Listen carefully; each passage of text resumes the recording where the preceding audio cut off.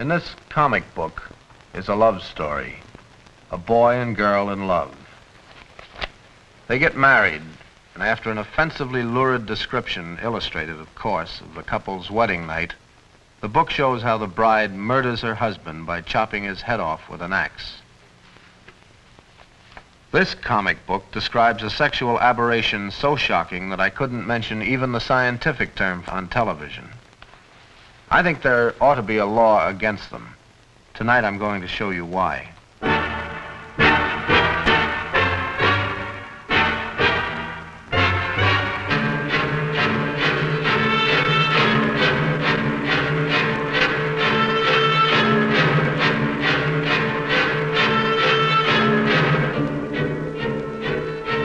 Confidential File.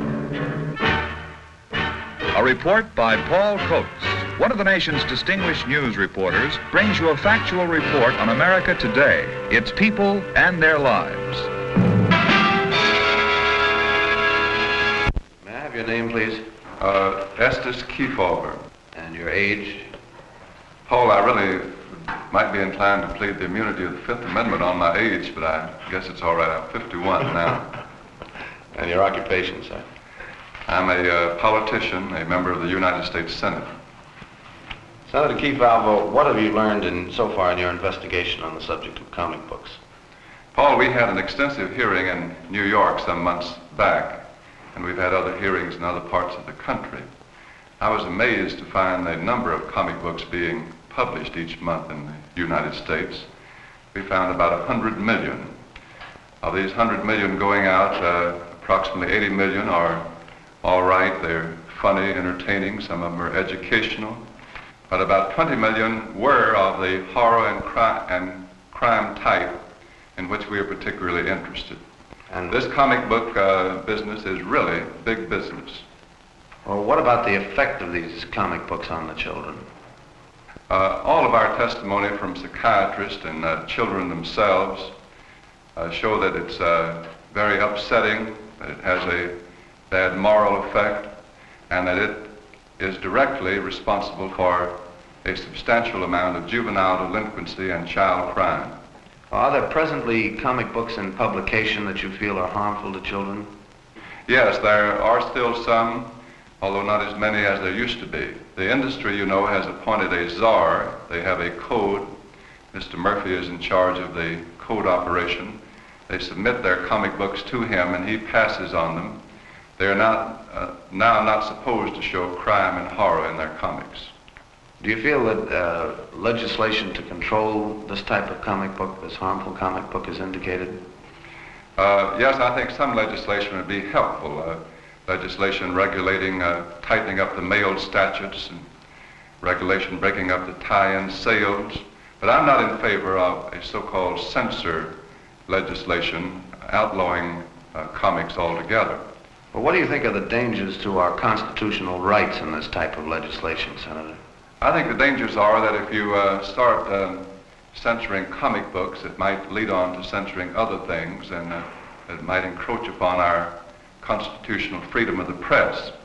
And after all, Paul, the only way that you can really stop this kind of thing is to arouse public opinion. If the people in a section decide they don't want these horror and crime comic books sold, read by their children, if they will become adamant and vigorous about it, they will just not be sold in that section. That is the best guarantee. And Paul, that's why I'm so happy that you're doing this production confidential file, arousing public opinion in this whole field of juvenile delinquency, apathy, the lack of interest on the part of the people at the local community is the biggest enemy that we have. And through programs of this kind and committees that have been formed, other media of information, I think the people are beginning to know the facts, and there are very wholesome evidences that they're doing something about it. Well, Senator, thank you very much for your cooperation.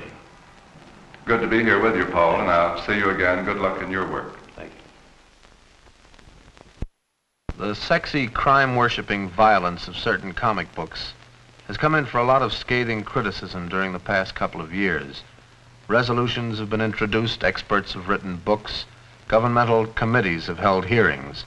Even in the comic industry itself, steps have been taken to clean up some of the filth. The Comics Magazine Association of America, Incorporated, has been formed and a code written. Here's a copy of it. The code sounds fine, and they've appointed a czar to enforce it. But the undesirable comic books haven't disappeared from the newsstands of this country. Why? I'll tell you exactly why. Because no action has been taken by the most powerful influence in America, the people, you. Many of the publishers are already out of business, but there's an immense backlog still in the warehouses and on the newsstands. Unless the individual communities find out where they are and get rid of them, these books will be around for years. There are about 60 million, that's 60 million, comic books published every month in the United States. But those figures are really quite misleading. In a minute you'll see why. Ask 10 kids where they got the comic book they're reading. Maybe 1 or 2 will tell you they bought it. The rest traded for theirs. They buy 1 book and they read 10. It's wonderful economics, but unfortunately it means that 10 times as many kids read books they never should even see. There are no economic or racial lines to the comic book threat. They reach every strata. Kids read them in the North and in the South. Stories like The Human Hyena.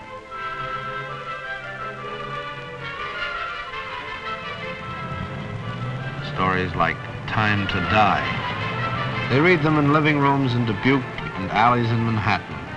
They read them in tree houses. They read them tucked into their notebooks in classrooms. And at night they dream about them. One glance is enough to tell you that this boy just got out of school for the day. And why shouldn't he be happy? Until supper time, he can do anything he wants to do. He's free. And he knows exactly how he'll while away the hours. He'll spend a nice quiet afternoon with a comic book. I think it's important to note here that the comic book wasn't just an anti-boredom measure. He could have played baseball, but he chose the comic book instead.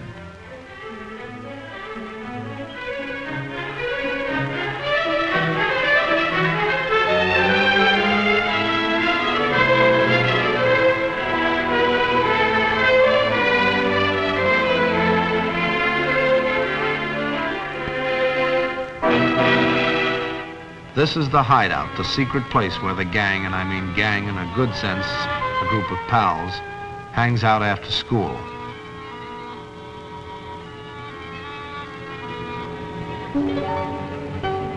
It's part of growing up. It's the environment in which you learn to cooperate with your peers without interference from authority.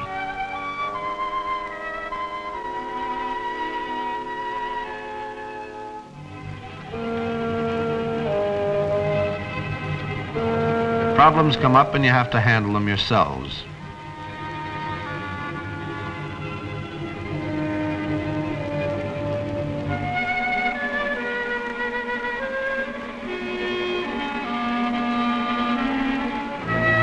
When I was a boy and played with the gang, we did a lot of things. We roasted potatoes and went on expeditions. We tipped over garbage cans now and then. We wrote nasty remarks about the teacher on the sidewalk. But we never spent an afternoon sitting around like this, reading. What a wonderful thing this would be if they were reading something worthwhile, something that would stimulate their desires to build and to grow.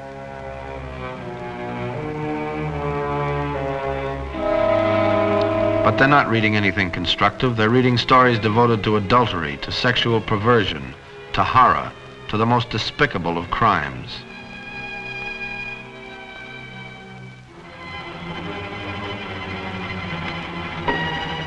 The corpse that came to dinner.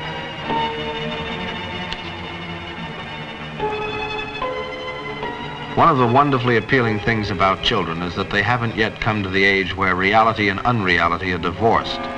The emotional impact of something they read in a comic book may be much the same as a real-life situation they witness.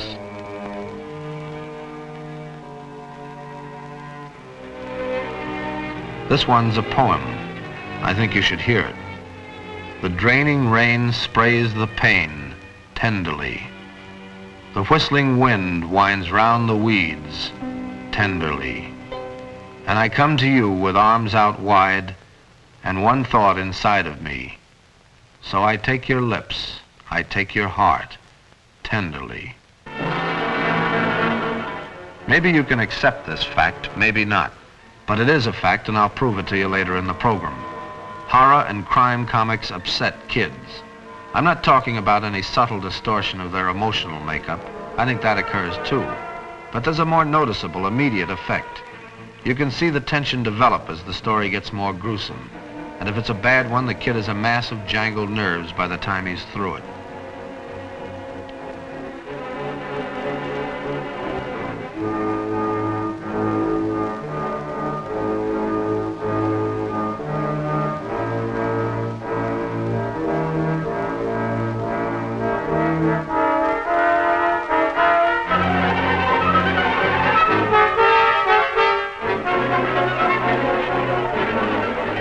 He wasn't going to hit you. He just wanted to know what it would feel like to almost knock someone's brains out.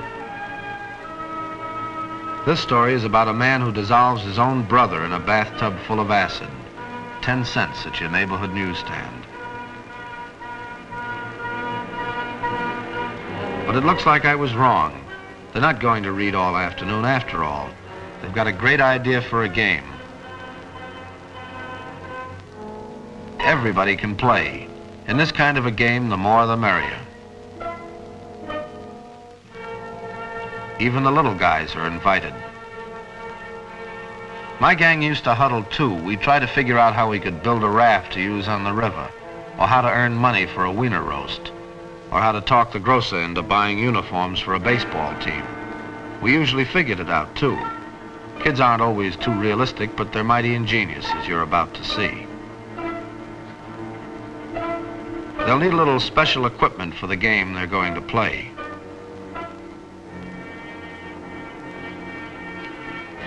And they need one more man, preferably a small man. They promise him he'll be the star of the game, and they're telling the truth. They're also telling the truth when they say it's the most exciting game he's ever played. And this is the beginning of a game of violence. They didn't think it up all by themselves, of course. They had an excellent manual, a regular do-it-yourself pamphlet, a crime and horror comic book. And they learned their lesson well. I'm not suggesting that comic books instilled violence in the minds of these boys. I've never heard any responsible person suggest that. What I am suggesting is that crime and horror comic books stimulate outbursts of destructive violence that might otherwise have been channeled into much less antisocial activity.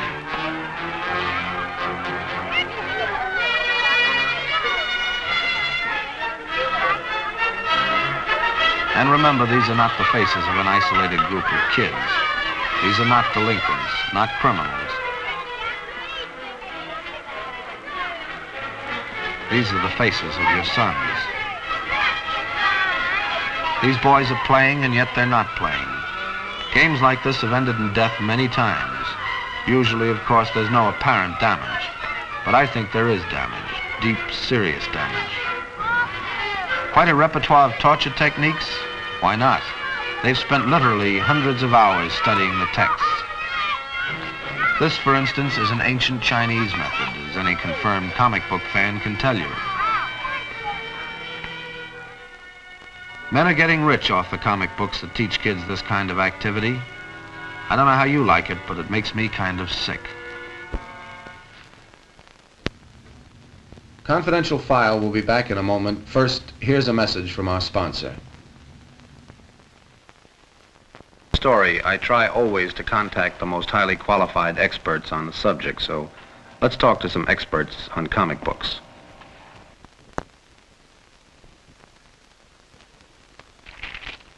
And your name, son? Bernie Kenner. And how old are you, Bernie? 15. 15. And you read comic books too, Yes. don't you? Do they bother you in any way? At first they did. How'd they bother you? It was bad dreams at night. Used to talk in my sleep. Used to talk in your sleep? Yes. Tell me about some of the stories you've read in comic books. I read this one about this lady. She always liked diamonds, so she used to date these men and used to buy her diamonds, and then she killed them. I didn't follow you. The men would buy her diamonds? And then she used to take them home and kill them and bury them in the basement. This kept going on for about a year, and the basement's all full of graves. There's only room for one more grave. So she says to herself, I want the richest man in town to buy me the diamond, then I could kill him. So she went into this jewelry store and met this man, and they started dating each other. So the man bought a diamond, and they went home. Then she put a knife on him, but the man took it away and killed him. And they went downstairs, and the man buried her. And then he came upstairs, and he said to himself, "You see, darling, I'm not a collector of diamonds, but of hands." And he cut off her hands. And that made you pretty sick. Yes. I can believe that. All right, Bernie, thanks a lot. You're welcome. May I have your name? Ronald Kirahara. Talk up a little bit, huh? Ronald Kirahara. And how old are you, Ronald? 12. What do you think of comic books, Ronald? They're all right, but they scare me. They scare you? Yes. Why do they scare you? Tell me about how they scare you. Well, when I sometimes read them, I go to at night when I sleep, I dream. Mm-hmm. And so once I dreamt that this Martian from Mars came after me, and I woke up real fast. Mm-hmm. And this was after you'd read one of these horror comics, huh? And does your mother know that these comic books upset you when you read them? No. Doesn't realize that, huh? Tell me about some of the stories you read in comic books, will you, Ronald? Well, I read this Frankenstein. He was at this old man's house, and he was a friend of this man. So one day, these two men came in, and they killed him. So Frankenstein, he killed them, and then he buried the old man. And then later, anyone that touched the tree would be killed. The tree, was the old man buried under the Yes. tree? I see. And so one night, this young couple, they were in love, so they carved a heart on a tree. And when he saw that, he killed him and hung him on a tree, and the birds, they picked at him. The birds picked at them? Yes, till they died. Uh-huh. All right, Ronald, thank you very much.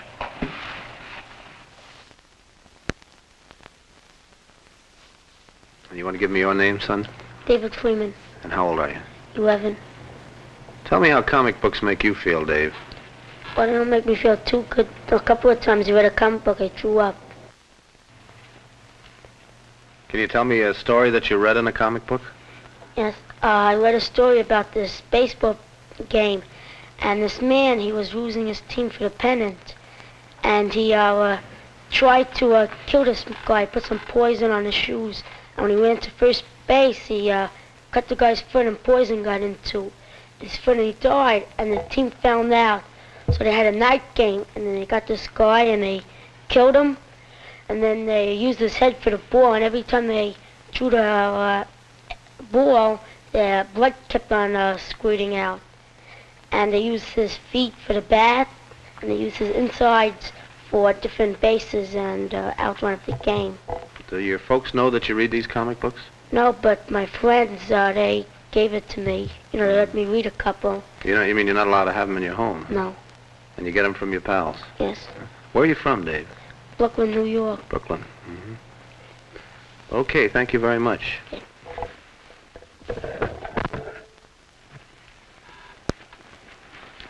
And your name? Frank Delavara. Talk up a little, Frankie, huh? Delavaro? Frank Delavara. Frank, and you read comic books too, don't you, Frank? No, once in a while. Could you tell me the story, one of the stories you've read in a comic book? Oh, yes, there's one. There's, well, there was a scientist in a cold storage room of a national museum, and one of the scientists found sort of like this block of ice with a prehistoric man in it. Well, they were arguing if they should defrost it or not, because one said that it couldn't be living after all those millions of years of being in ice, and then the one that found it said that he didn't want to tamper with it because it might be dangerous. So they said, okay, we won't defrost it. So then the cold storage room got on fire somewhere. I don't know how. It didn't say in the book, and it just started to burn, and the block of ice melted, and then the scientists were standing at the door, and the prehistoric man looked at him, and they started to get scared because they thought it was gonna attack them. You know, so the prehistoric man jumped out the window.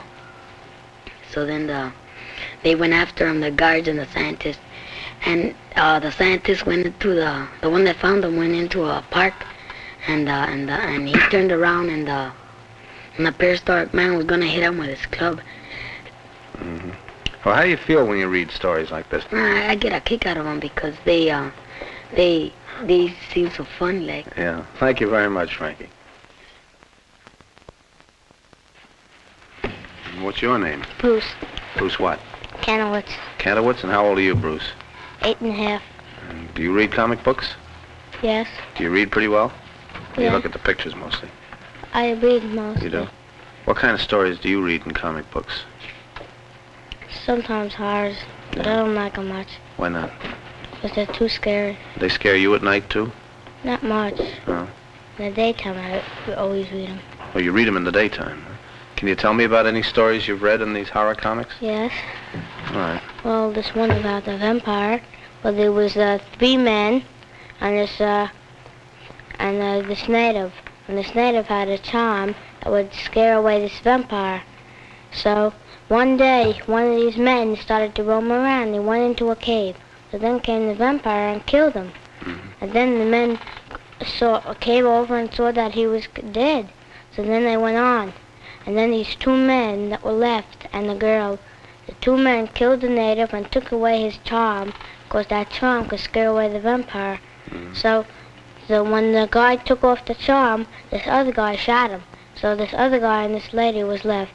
So then, when then they went on, and the man and the lady were in the cave, and the man had a stick, and if he would stick that stick through her heart, the vampire's heart, when she's sleeping, then it'll die.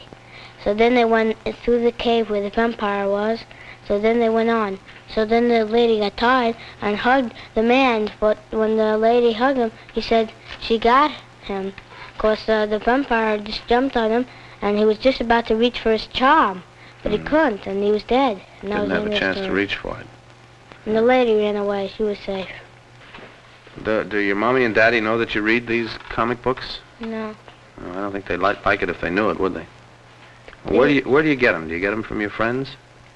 No one gives me them. Well, all right, Bruce, thanks very much. Thanks. I suppose by now you're wondering what kind of a guy would draw those things. It's a legitimate question. It deserves an answer. May I have your name, please? Ellis Erringer, And your age, Mr. Erringer? 30, Your occupation? cartoonist. What do you know about crime and horror comics? Well, I've drawn a few. And how long ago was that? I would say about 3 years ago. That was about the time the horror craze started. Yeah, and how did this craze get started? It first started as a science fiction kind of a weird thriller with certainly no harm in it. But then the fly-by-nighters got into what they considered a very lucrative field with the ghouls and the mummies and what have you. Tell us about your first job, will you? Yeah. In the cheap little romance books that you worked on. In the romance books, the emphasis, of course, was on sex and clinches and exaggeration, and the dialogue had double meanings, and it was pretty rough if kids had their hands on it. Here, for example, you have this female. When I had originally drawn it, it wasn't quite as exaggerated as it appears right there, namely the upper torso area. Often staff artists will make these changes without the artist, the freelance artist, even knowing about it. I see. Are you still drawing crime and horror comics? No, I'm not. Why not? Well, I feel about the same way you do. It's the sort of thing that I wouldn't want my kids to have his hands on. There are good books. My kids constantly read comic books, but I like to keep them away from the horror. Yeah. Well, then I would assume that you subscribe to the fight against crime and horror comic books the same as we do. I certainly do. Thank you an awful lot for your cooperation here tonight. Thanks, Mr. You're Erringer. welcome. I mentioned before that the final responsibility for the control of crime and horror comics rests with you. A few cities have already done something about them, not too many, but a few. Legislation against unfit comic books is possible. Legislation that won't interfere with the rights of a free press. Contact your city officials. Let them know how you feel about the crime and horror comics. And remember this: America is the richest country in the world. We're the world's biggest producer of goods. But our most important commodity, the one commodity we can't put a price tag on, is our children. And now, a final word from our sponsor.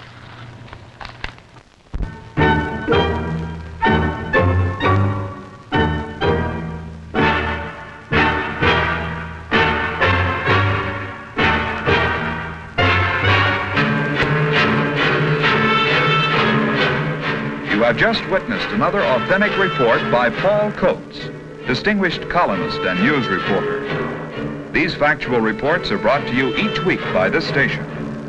They reflect those of station or sponsor.